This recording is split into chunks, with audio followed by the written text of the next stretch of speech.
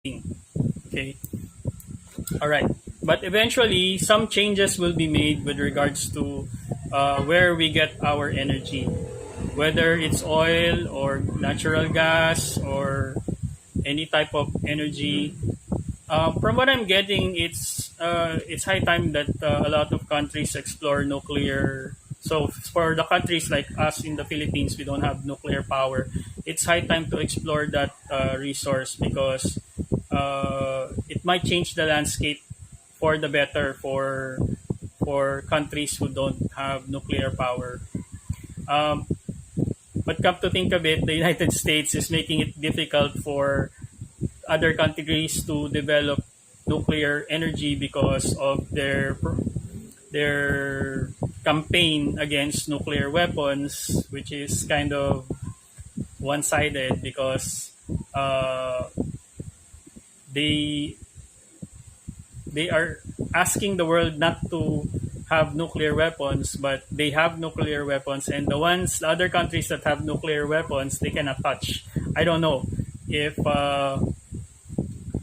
if there's an agreement with these countries or the United States just don't have the teeth to enforce their own campaign or their own propaganda with regards to nuclear energy and nuclear weapons.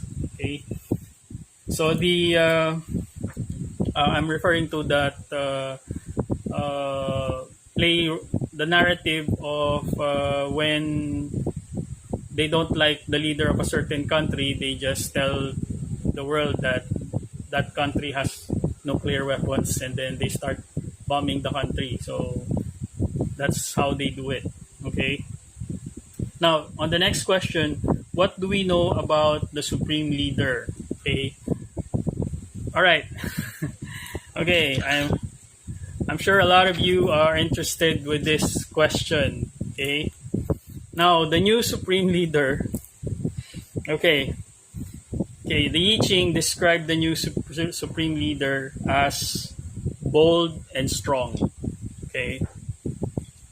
Borderline stubborn. Okay. Much like Donald Trump. Okay.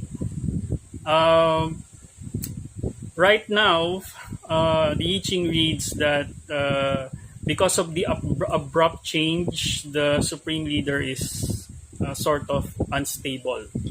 Um, he's restricted but combative. I wouldn't blame him because he just lost his family.